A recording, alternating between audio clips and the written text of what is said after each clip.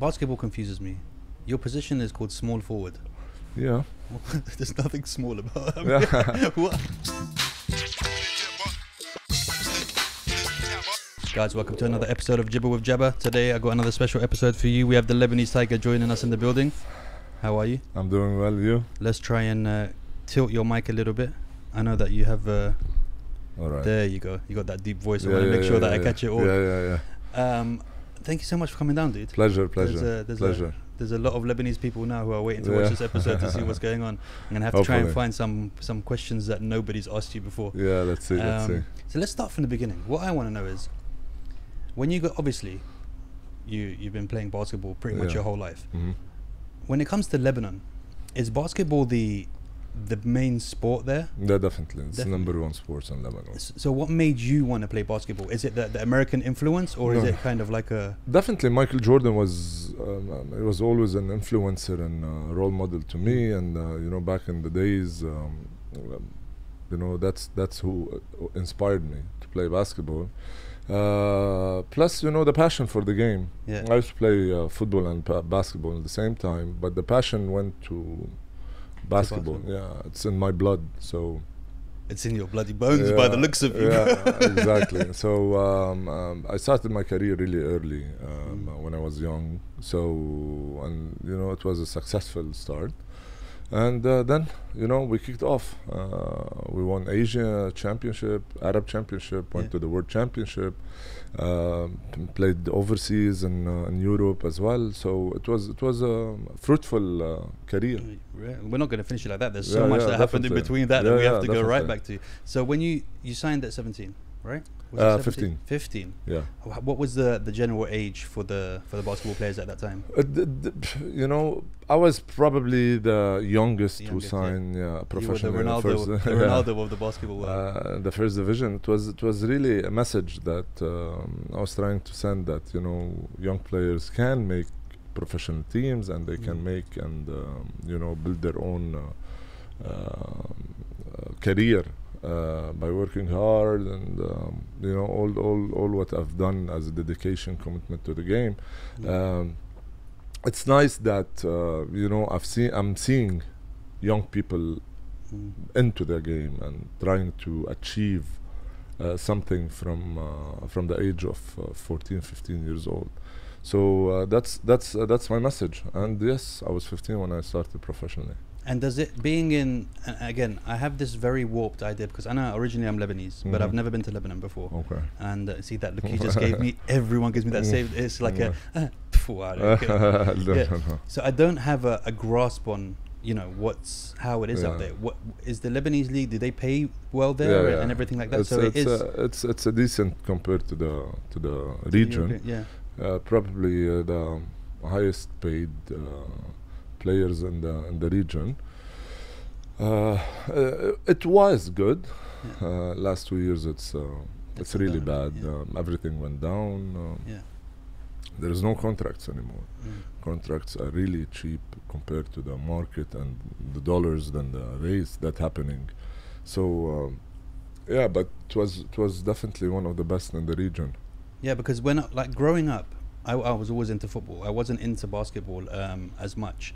But I was into basketball like a tourist. Okay. If you know what I mean. So you had the Bulls, you had the the Charlotte Hornets, and all the people that made clothing. Exactly. I was like, I love basketball. But you kind of think that basketball is an American thing only. You don't realize how big it is in Europe, in Croatia, in all of these places. It's pretty much more going on there than in America, right? Well, apart from the back in the days, yes. Now it's shifting, because many European players are being top players in the NBA now.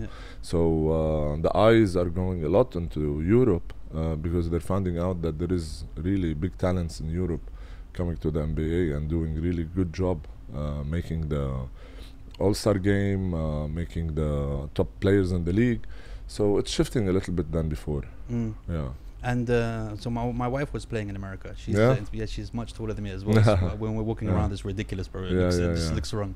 She played in the unis and worked there. And that was like her career. She wanted to be a basketball player. But injuries, dude. I mean, she's had ACL operations in both of her knees. Did you come across many? Thanks God. You know, I'm blessed. Yeah, I'm blessed. I kept myself in really in good shape. Yeah. I worked hard very on my body and how I would stay fit, healthy for the past 24 years. So it was definitely tiring, and you'll have some times that you want really to enjoy, and you can't because first you're a message to people. Add on that, you're a role model to many, and you have to keep showing them what's dedication is all about, what's commitment, what's all about. Healthy lifestyle, and your lifestyle, it's it's a message. So that's what made me stay away from injuries. And what about the healthy lifestyle? Because every athlete can go two ways, right? Yeah. You can either go the partying, the drinking, the showing off, and that, or you can be the kind of very far from the first one. I'm into the second one.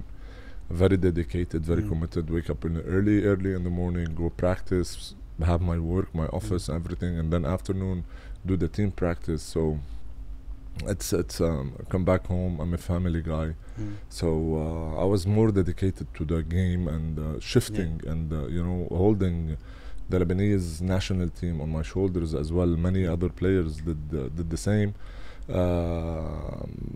More than going partying and to that lifestyle. Where did you get the name Lebanese Tiger from? Because I call myself the Lebanese Dragon, but I gave myself that name. So it was in 1999, and we were playing the Asian Championship in Lebanon, and the commentator is a friend of mine, Tony Baroud. The way I play, it's aggressive, and the way I enter and penetrate to the basket is really something, and that's where Tony Baroud came up with the Tiger. He saw the fear in the eyes of the defenders, and he saw me wanting to destroy the defender.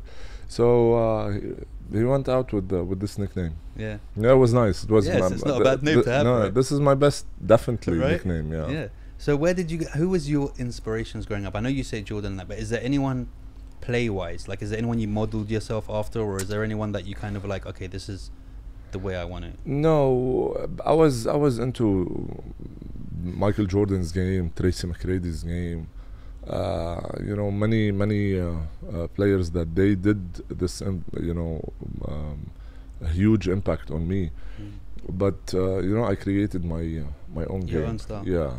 So I went, definitely I'll watch, take some stuff, want to do the same. And take the stuff that you can do, because obviously some physicalities are different in different people. Yeah. But I ended up with my own game. Yeah. And why didn't you go to America? Is that something that you wanted to do, or was it? I was picked 2003. I was picked to the Clippers, but unfortunately they didn't release me in Lebanon, and it was really. They were like, "Are you kidding? This is the only good thing we have going for us right now. We're not letting him go." It was bad for a bad move from them. But at the end of the day, if I wasn't in Lebanon, I wouldn't have done what I've done to Asia, to Lebanon, to the national team as well. So how do you feel about being called the best player in Asia? Ever? Not ever. There is definitely a lot of players that they really did a lot to Asia. Yao Ming, Hamid Haddadi, Samad Nika, myself. There is top players. Yi from China, but definitely being 6 times or seven times best player in Asia is really something big. Yeah. As well, going to the world champion and doing a huge impact in there against France, Canada, Venezuela, Argentina, Turkey, all the other teams that we played against, and you do really well against big players who play in the NBA. That's another thing. But being called the best player in Asia, that's something. There is a debate between Fadi and Yao. Definitely Yao is another level, because he's a 7'6". Yeah. Like if he threw chocolate away, it would land in the basket. Yeah, but he's very talented, though. Very talented. So that's the things I worked on all my career, and to have this at the end of my career called the best player in Asia, called the Tiger, or called whatever. that really you know gives me this you know feeling that I have to keep on going. I have to keep sending the message, the right message, even if I'm away from the game. To back up sports and to always send the right message, even if how fit I am, even if I'm 42. You can still work hard, you can stay fit, you can have a great body, you can you know, that's a message. It's all about message. This is my only concern. How basketball confuses me. Your position is called small forward. Yeah. There's nothing small about it. How do they get these names from? Small forward is explain this to me. Because small forward means to the basketball players. Yeah. It's definitely small forward. Like there is a 7-footer, 7'1", 2m13, 2m14, 2m7. Yeah. The small forward is between you know the range of 195 to 205, 206, 207. Depends on the skills.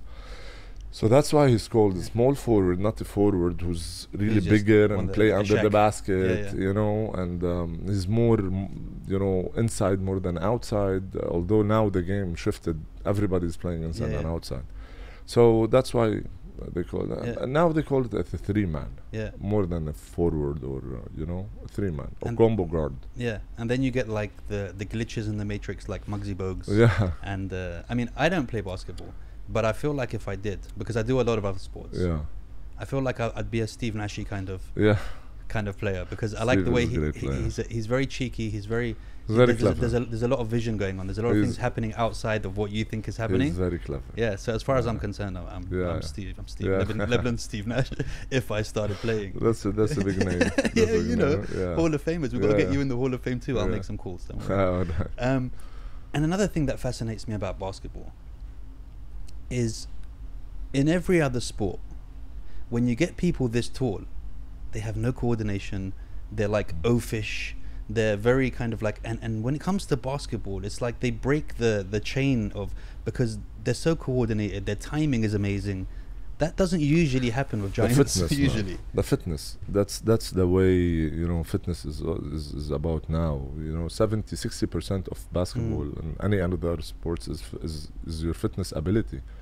How the coordination between lower and upper is, how you're moving, how you're doing your trainings and everything, agilities, plyometrics, coordination, the drills, all the stuff.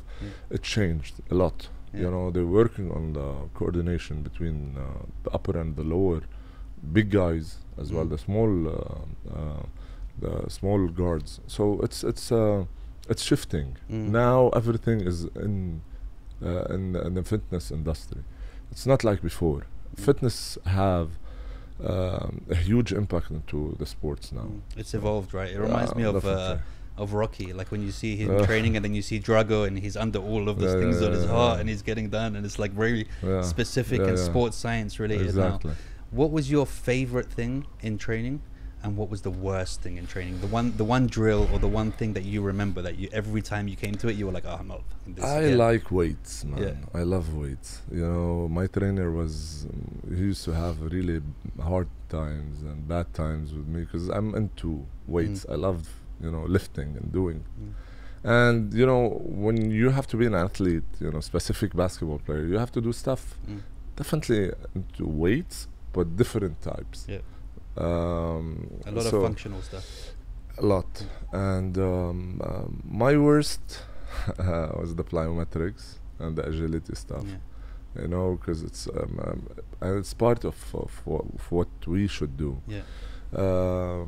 Although, you know, because of them, I became a good player, and this is why I really enjoyed, you know, the success after doing those stuff. Although I hated them.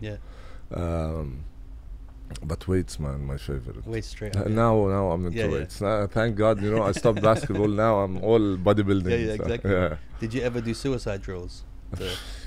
That's non-stop. I think in every sport that is just like that's the not worst suicide thing. only. Suicide is nice, you know. It's nice, but compared to what we used to do. As I get older, I used to do like, you know, the bleep test. I used to get to level like 20 something in the bleep test. Now if I try to do the bleep test, like the bleep of a text message is enough for me, bro. To get to the phone, I'm like, I'm done. It's good. My worst was the 17. Yeah. We go side to side, Yeah. the court 17 times. Yeah. And you know, the last he needs to run it back, so everyone is sprinting, trying to and make 17 times is really tough. Yeah. So that was the worst. Yeah. After practice we do it. How do you feel like the game's changed now? Do you feel, because in a lot of sports you get mixed opinions. A lot of people in different sports are like, yeah, they're a bunch of pussies now. In our day we used to play. Definitely. Now it's like and they fall over and they want to foul. And is that the same in Michael basketball Jordan now? days was definitely the toughest. Mm. You know, Chicago Bulls, Utah Jazz, Los Angeles Lakers, Phoenix Suns, Detroit Pistons,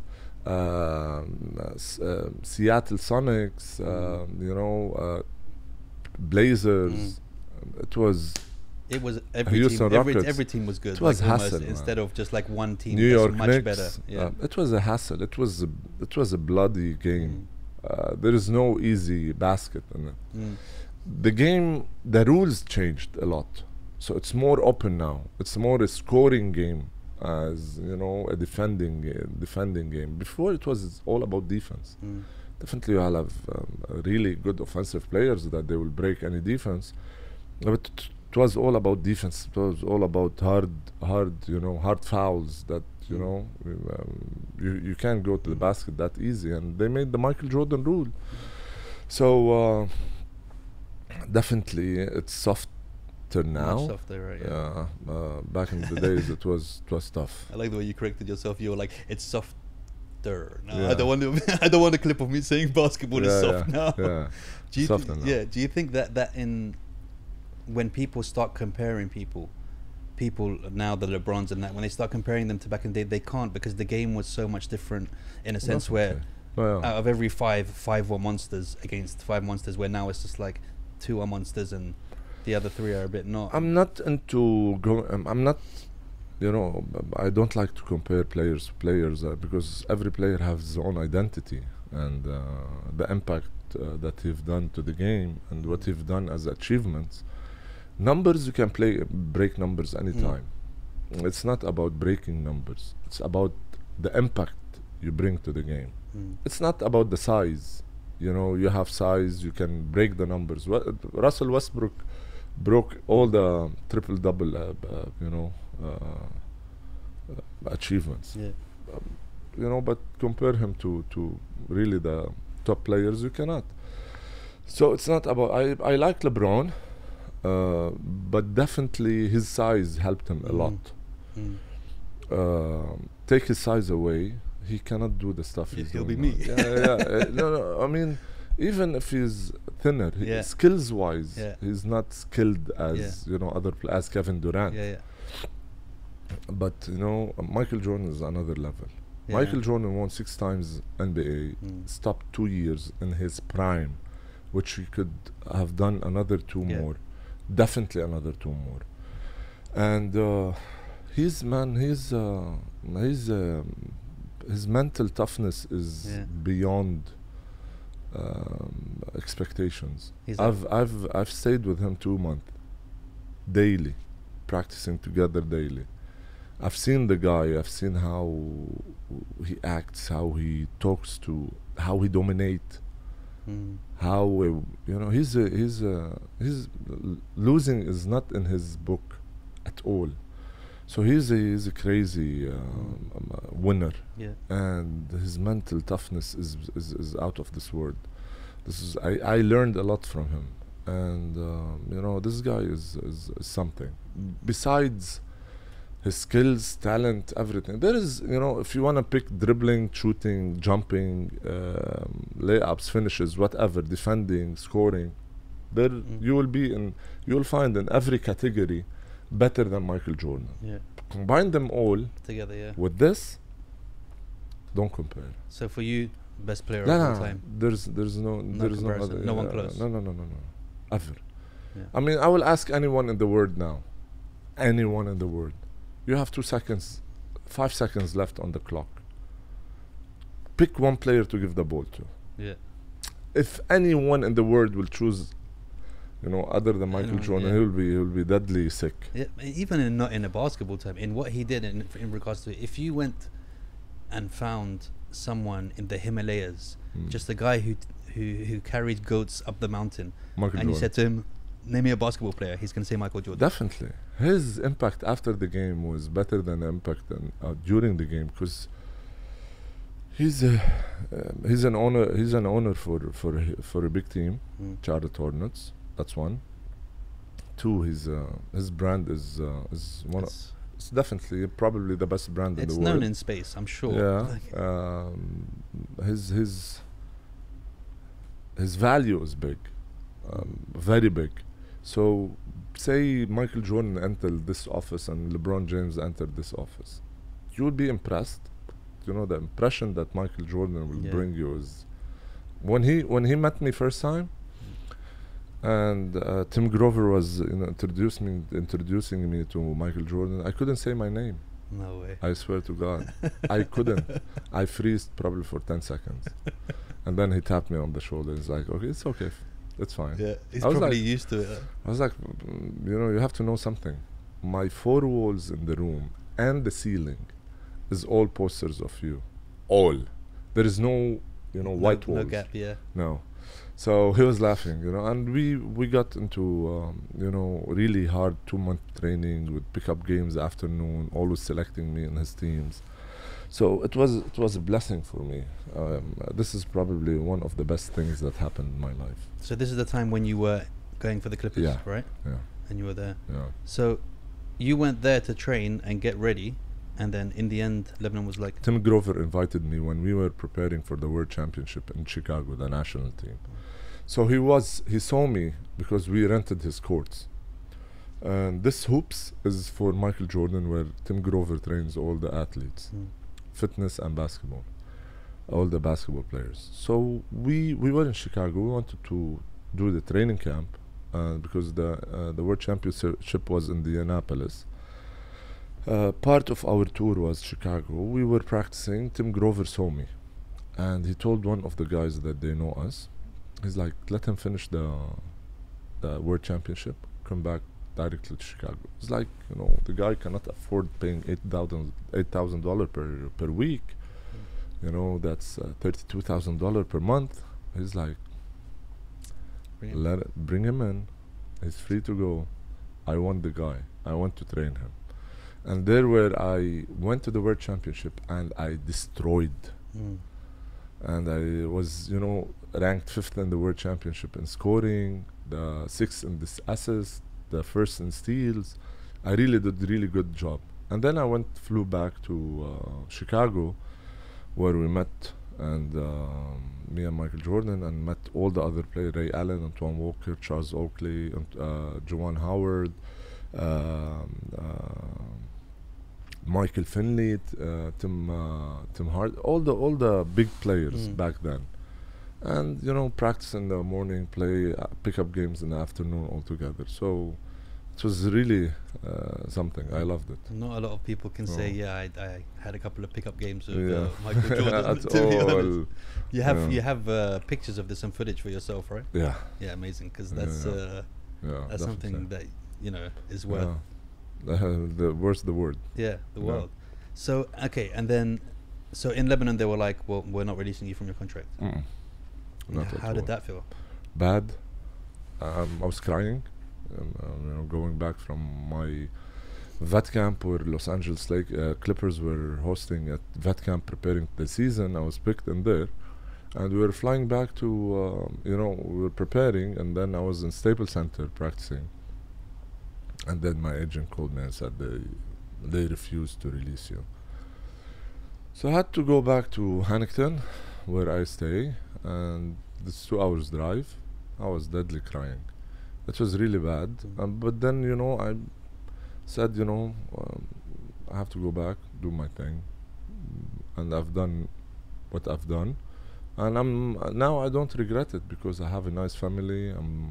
I love my family. I have my career, I have my business going on. So it's either you, I don't know the you dwell on the past. The future and if I've been in the NBA, how it could go.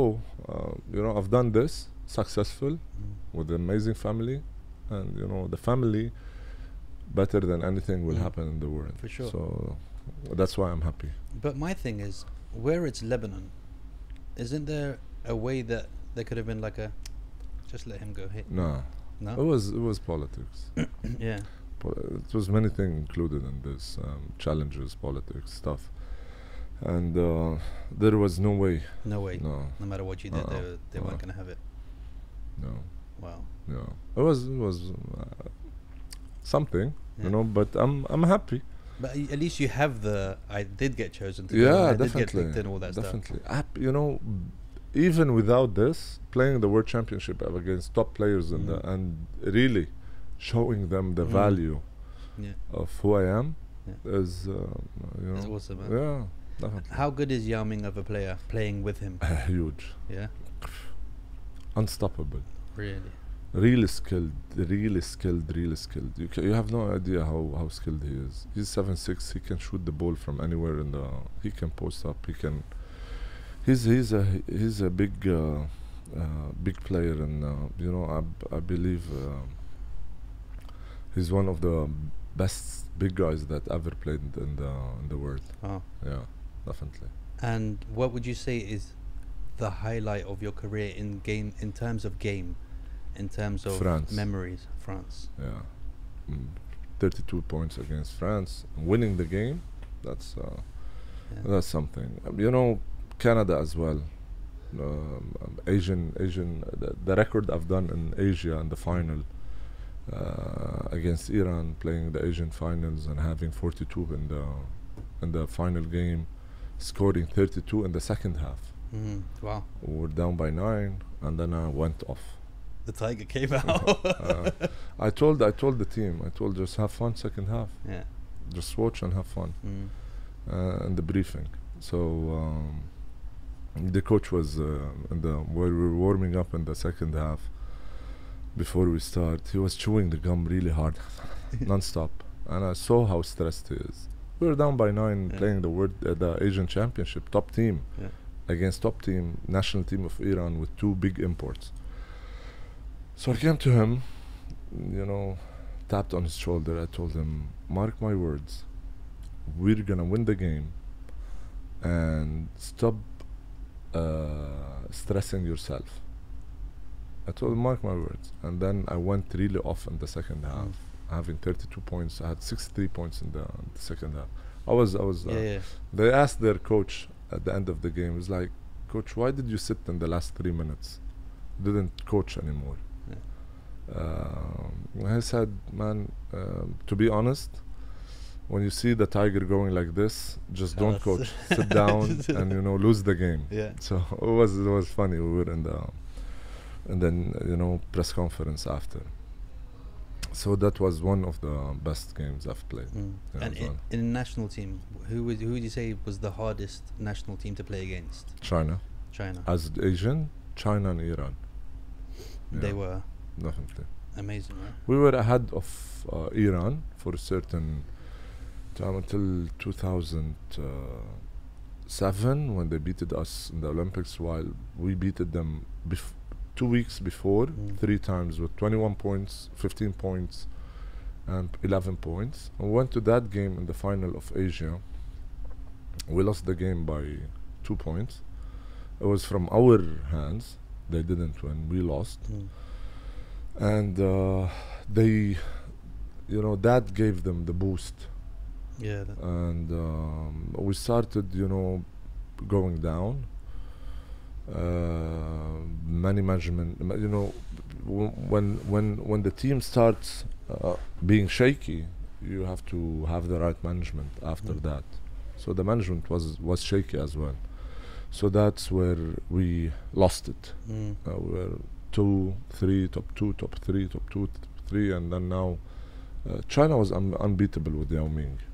We lost against China 7 points, but they were really strong. They had 3 NBA players, huge sizes, and they were really big. But all the other teams, we dominated them. Yeah.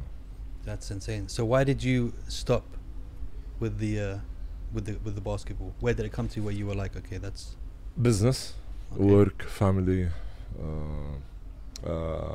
all the other stuff that really took me away, and I realized that I've done, even if I can go, I've done. I'm happy. I'm satisfied that I've done what I've done. So that's where I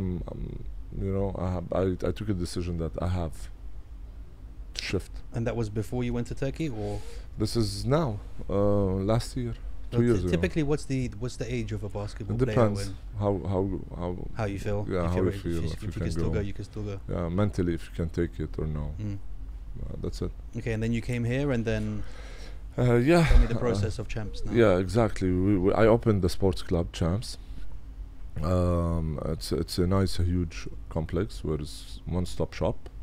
Basketball, football, squash. You have football there as well? Yeah, mixed martial arts, boxing, gym, classes, everything in one place. And it's big.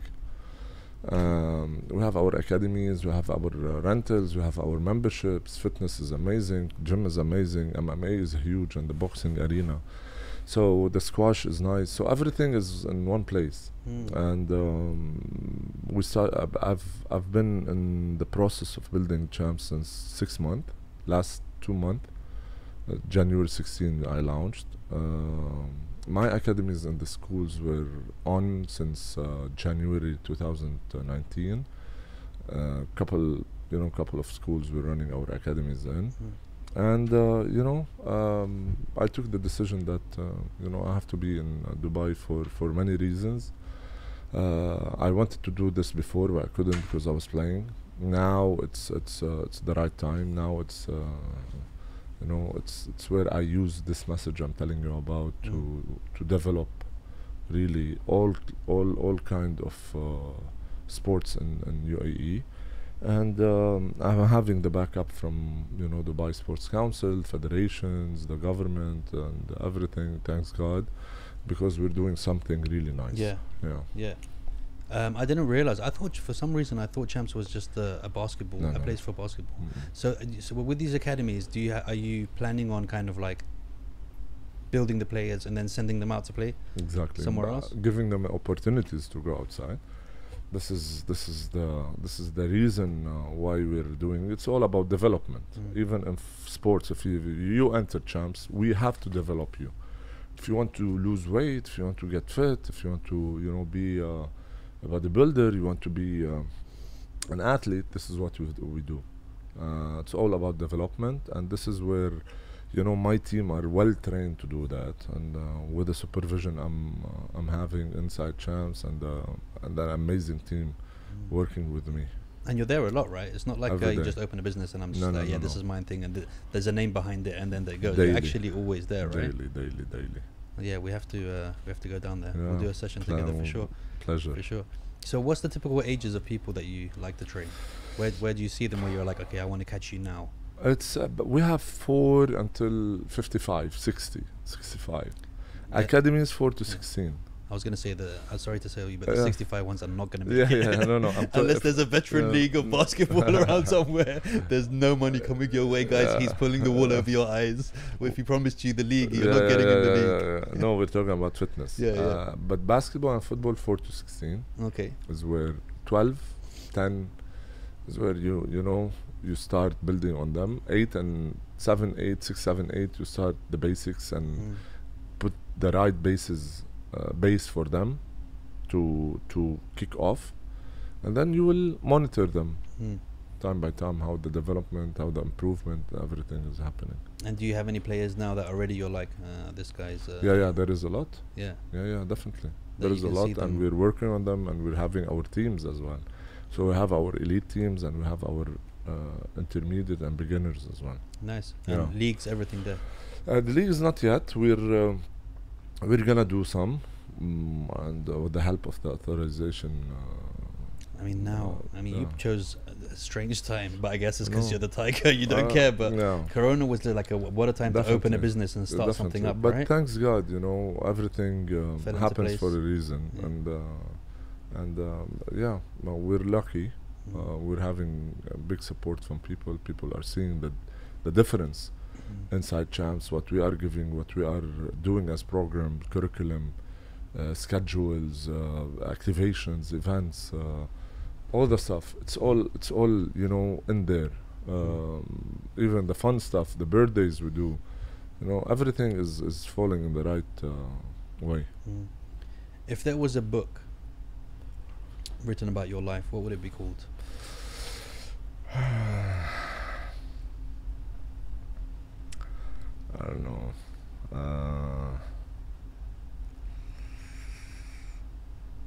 Probably dedication. I'm actually helping you because you're gonna have to write a book anyway. So I'm helping you with the title now. Dedication. Dedication. And you think that sums up everything? Yeah. Everything. Good. Now you have a very similar thing with me. So I have 3 kids, and for me, my one thing is when I see dads who are just like this whole dad bod thing that they're trying to make cool for you to look unhealthy and stuff. I'm just like, no, this doesn't make sense to me. For me, my kid should look at Captain America and then look at me and see no difference. Do you know what I mean? You're supposed to be a superhero for your kids. Definitely. And I know from your Insta and all that stuff that you promote that to your kids and you've got them into fitness. And how important do you think it is, and how not being done is it? The importance of dads being a role model. I mean, you don't have to be, for example, a player like you who has the career and thingy to be a dad who can. You have to show them. This is where I tell parents, don't spoil your kids. Definitely give them the love, give them the attention, give them the the feelings that they need, everything, but don't spoil them. Make them go into the right way, the right future, by showing them the right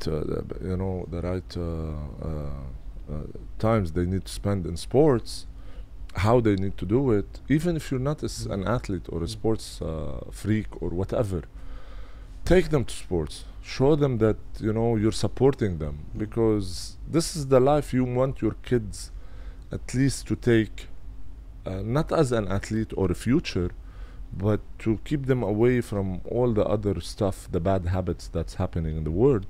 And it's a responsibility. I can't take those parents who's like, okay, here you go to the mall, spend money, enjoy your friends, PlayStation, go to the cinema, go to the cinema, go to the beach, and keeping them away from the most important thing that they will realize after that, yes, sports can keep a lot of kids away from the bad habits, just by being dedicated, committed to that game, because they will love everything inside sports by time. I hate bad habits, and this is why I make sure that my kids are into sports. I don't force them to do basketball. They chose basketball, but I want them to be into sports, dedicated to sports, because apart from their education, degree and everything, they have to be going in the right direction when it comes to the being away from all the bad habits, that partying. Definitely they will go out, but there is a difference between that being your thing and exactly, and being in the middle. And when they are in the middle, I will say, thanks God, I've done something good. Now they can take the right way, to go in the right direction into sports, being athletes or whatever. Don't go left way. Direction that this is where we have to build their characters, build their motivation, and build their dedication, commitment to school, to good habits, good healthy lifestyle, why parents comes to me and say like, okay, my 12 years old son is a little bit overweighted, and I want feeding him? I want him to start doing sport. Okay, why now? You know, that's where I don't wait till it's too late. Don't wait to 16, don't wait to 17, 18. Don't see your kids shifting in the bad in the wrong direction, and then try to I'm gonna make him do this now because he's hanging around the wrong and people. He will suffer. Go from the beginning. You know, right food, right eating, doing sports, being showing him role models, how they need to be. Sometimes you work with your kids. They will love it. Go down, do sports with them, play with them. This is what matters. Dude, my kids are 3 now, and every day they're like, can we come to the gym with you? We want to exercise, we want to do this. If I'm doing squats, I'll let them hang off the side of the things, because I need to lead by example. Definitely. Like, even all my life, I've been an athlete. So I used to train to be a professional footballer. That was like my career till 19. I always used to do martial arts. There is nothing like a sport that's going to teach them so many things and so many skills in life that they will learn, even that they don't realize that they're learning, that will just happen subconsciously, and will develop their character in a way that is amazing, dude. And I just don't get it. And also another thing that annoys me, so I'm a personal trainer as well, like my initial thing. So I did my master's in sports science. I came here, I hit the ground running. I was opening academies, doing boot camps, training elite people, athletes and stuff. And it got to the point that I started looking at people and I was like, dude, you have 2 kids and you couldn't play with them if you wanted to.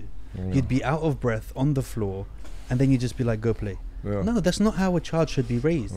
A father should be chasing their kids and running after them and throwing them around the place and diving in the pool. And there's nothing that hurts my heart more when I see a father, the kids come to the pool and the dad sits down and he's on his phone or he's reading something, and I'm like, you're missing the connection here. These are the best years of their life. These are what they're going to remember. Do you know what I mean? And you're just like sitting there rolling around the place. It's like, what does it take, dude? And it's not just for them, it's benefiting you too. Do you know what I mean?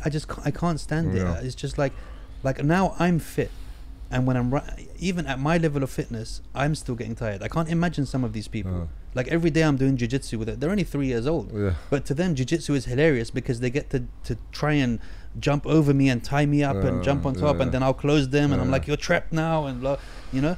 How could you're missing out on a whole world of experience with your children. I always say that kids, the first person to be their role model is the father or mother. That's it. After that they can have any more role model. So when my kids come to me and tell me, you're our role model, that's the word. That's it. That's the thing. This is what the parents should be thinking about. I want to be the role model of my son, exactly, or my daughter.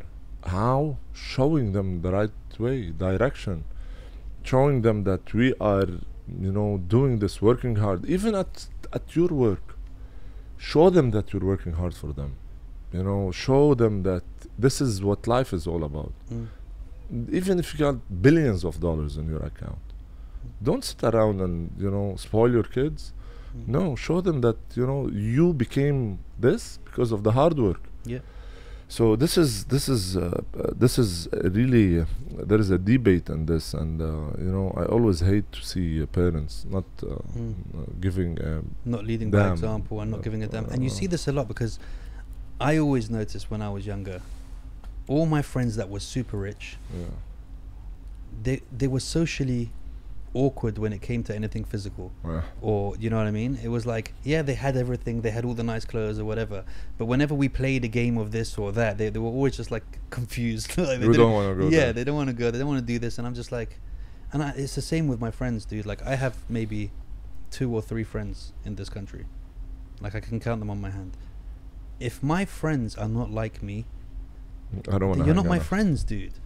Like I don't want to go out. I don't want to go to clubs. I don't want to drink. I don't drink alcohol. I have never drank alcohol. But like for me, going out to a club and spending money and getting a table and that is, I couldn't think of anything worse. I'd rather hang out with my kids. Yeah, exactly. Do you know what I mean? It's like, and some people don't understand that. Well, I'd rather go to the beach. I'd rather train. I'd rather play some sports. I'd rather do that. But especially in this country, they get caught up and they're just kind of like, oh no, let's go to Bijonju and get some of it. And I'm like, mate, look. Also, when I eat, I want food on my plate, bro. I'm not gonna spend 1,000 dirham for one shrimp and a piece of lettuce, bro. What is this? Just to show that I'm in this place, bro. Take me down. I'll drive in the car. I'll go to Antar and I'll get 25 kebabs for the price that you paid for that, and I'll be full and happy, and I'll eat it in my car while I'm driving home, bro. You know, I think people get confused with the real beauties in life that are free. But listen, trust me. Deep inside those people, they don't want this. It's a show.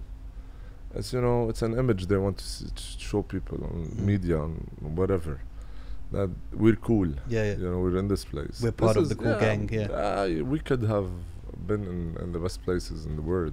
We've been there, but this is not me. This is not us. You know, I like to hang around with people that they are down to earth. You know, they don't care about being seen in public and doing all those stuff and filming, posting stories on the plates that they're eating. They are, There is people that are really in need for just one plate for the whole family.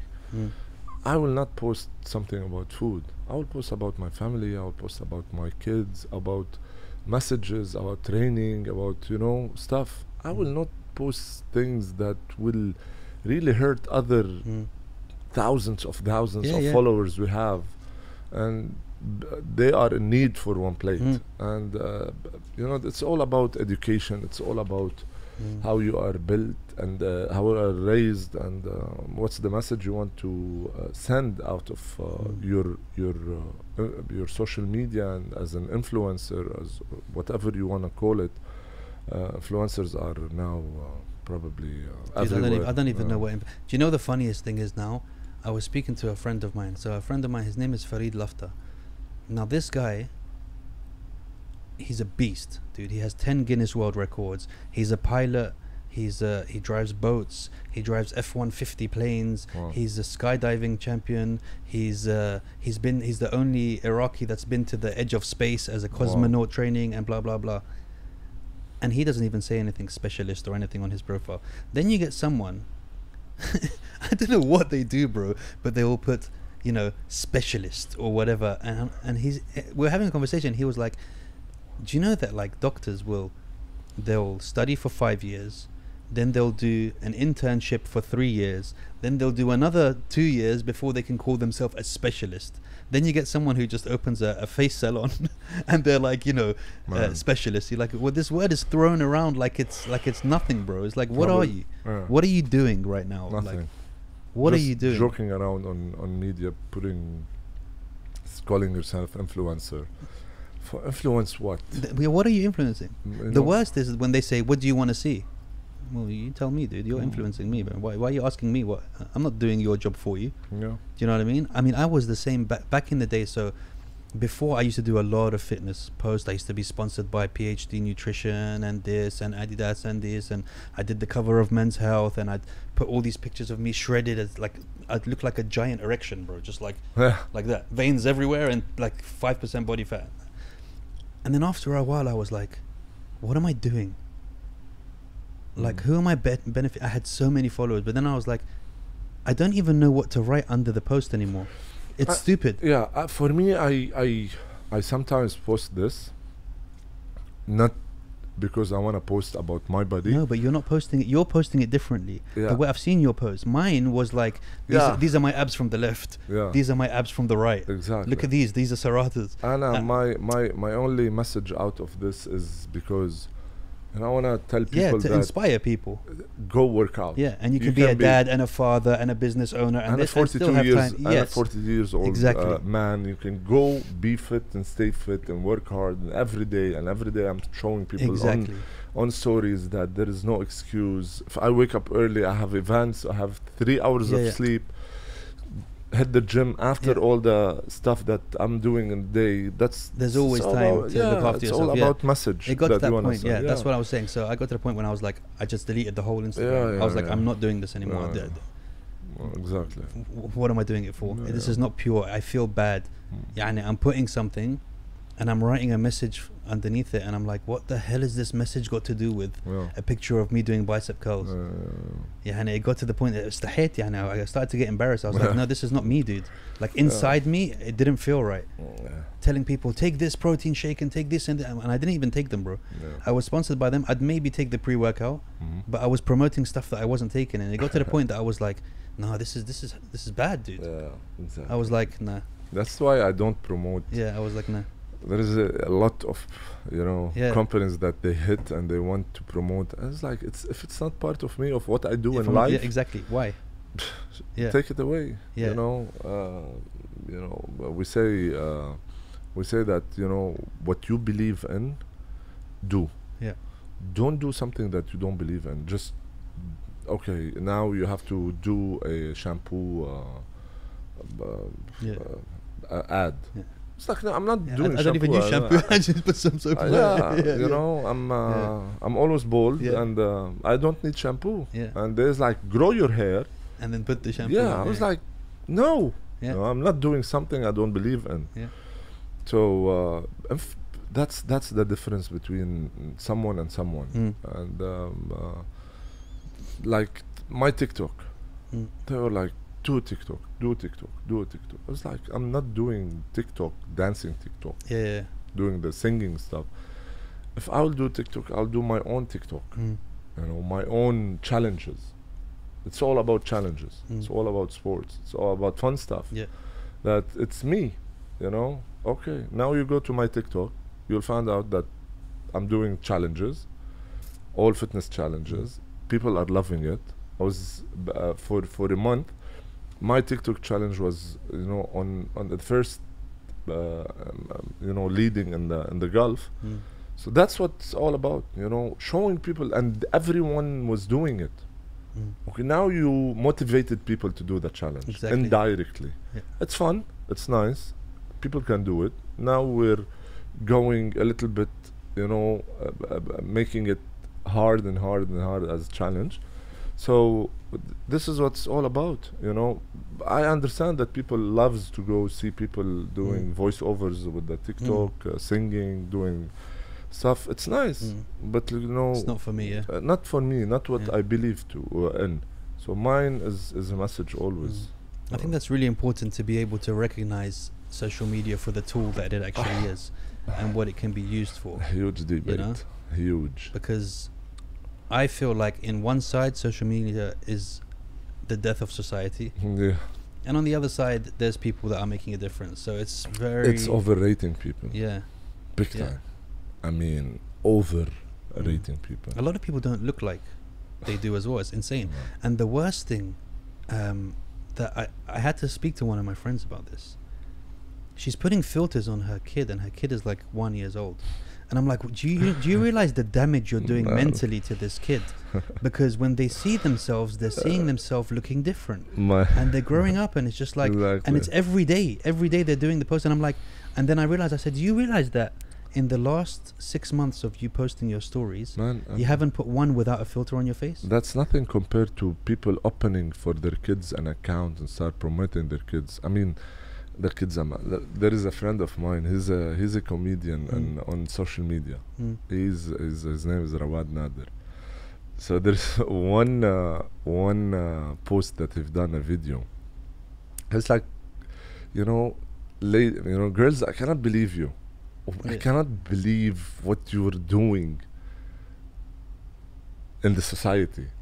He's like, you go to the surgeon, you do all the nose, eyes, lips, cheeks, lips, eyes, pulling your eyes up, doing the jaw,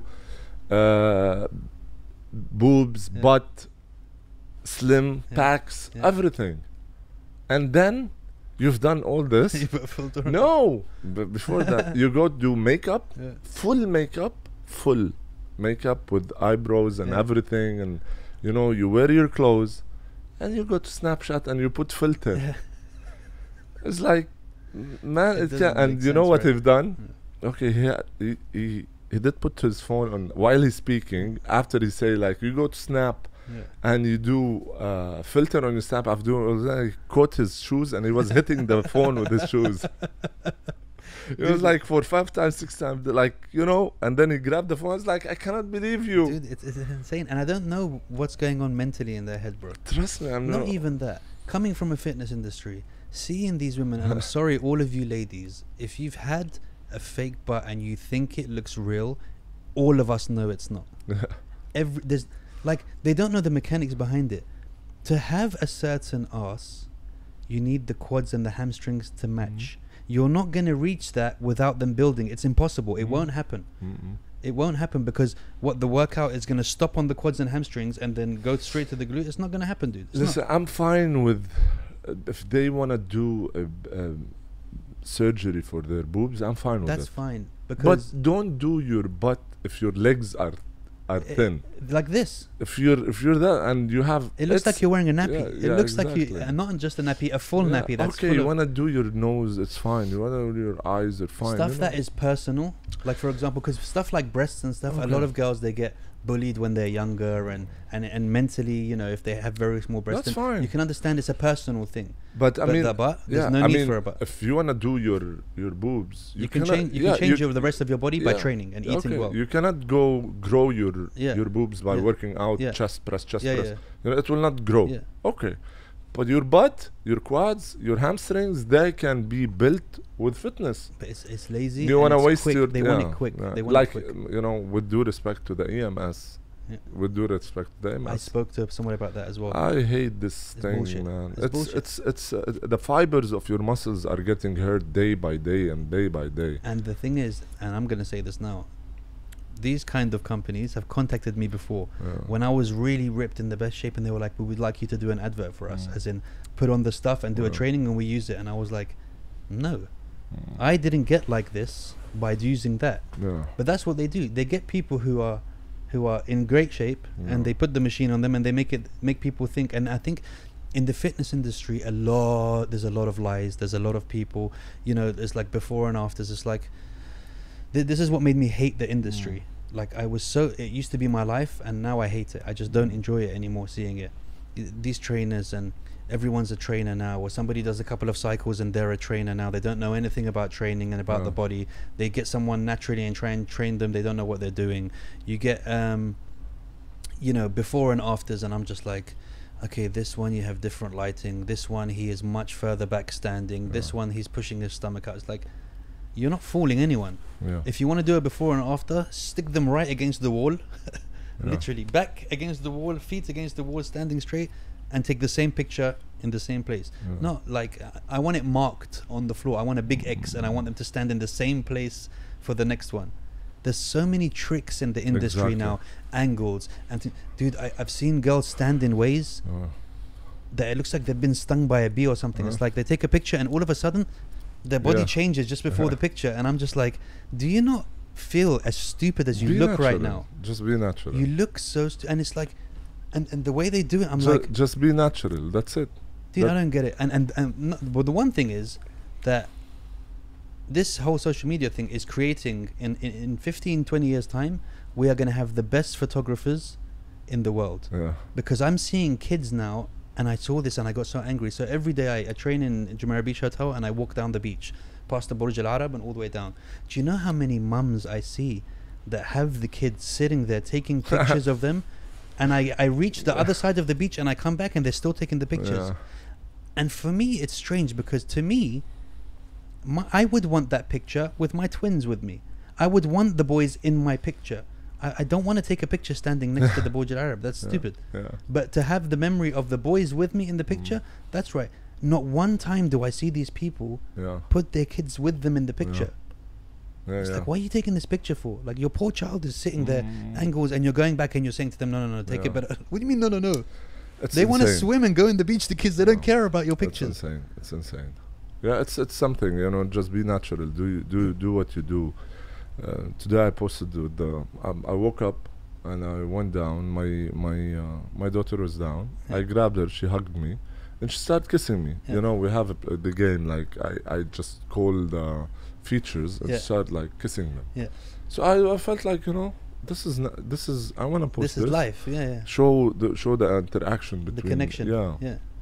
I was like, kiss my nose, kiss my eyes, my lips, and then she's eating something, and I was like, do stuff like this. You do it. Don't pose. You wanna pose, do it for a message. Do something out of it for the pose. I don't know. Yeah, it looks like you're trying to fart in all of those poses that people are doing, man. So for all of the Tiger fans out there, and I know there's loads of them out there as well, so I hijacked him and I forced him. So we're going to get some really good giveaways for you guys. We're going to get some signed basketballs and a signed shirt, hopefully. Yeah. And I told you I collect stuff, right? I want my Lebanon shirt. It has to say Lebanon on it. I need my connection to Lebanon, bro. And we'll do something with champs as well. Somebody can come down. We're doing a 9-year free membership for 10 people. Exactly. I don't want champs anymore. It's just been sold now. In fact, he plays baseball now. He's doing a Jordan. He's going to play baseball. No, we're gonna have definitely something for parents that the winner can bring their kid for a monthly membership, football or basketball, 1-on-1. We're gonna have a free 1 month membership for the gym as well. And definitely one free football court rental for 1 hour and basketball rental. So you have 5 gifts. Perfect. And for the parents, that's amazing because they can just drop them there and go and train at the same time. Exactly. It's all one open. Roof. One house. It's all open. It's all in one place, and everything is open together. So you can work out, do your fitness, watch your kids playing football and basketball, play squash, do your classes. Everything in there. Have you done your training today? Yeah, early in the morning. Yeah, I usually train like 6-7 a.m. Yeah. But I might go tonight to Champs to train and check out the I gym. would love to. Are you training tonight? No, do some shoulders? You can do shoulders again. Shoulders can I always did be done today twice. shoulders. Oh, you did shoulders? You can go to the shoulders. Shoulders is my favorite muscle to Me train, too. bro. It's the best. And my favorite is core. Yeah. I'm known as core freak. Yeah. And definitely second muscle is shoulders and traps. I get the best pump on shoulders. I don't know why. The rest of my body is just like the best. I get the best pump with biceps. Really? Yeah, but the shoulders, I've done a huge one today. I've done legs, shoulders, and core. That's it. Maybe we need to do a vlog of a training session together. Ready. Dude, it's been an absolute pleasure. Thank you so much for coming down. Thank you. And anytime you want to come back, my house is your house. I will be waiting for you tonight to work out there. You think I'm not coming? Okay. I'm coming for sure, bro. I'm gonna post it. If you didn't I've got to get your basketballs, guys. I got to get your stuff, man. I'm gonna go there. If you didn't come, I'm gonna post it. No, I'm there for sure, 100%. 5 scoops of pre-workout, and I'm ready to go. Bro, thank you so much, bro. Pleasure. Habibi. Boom.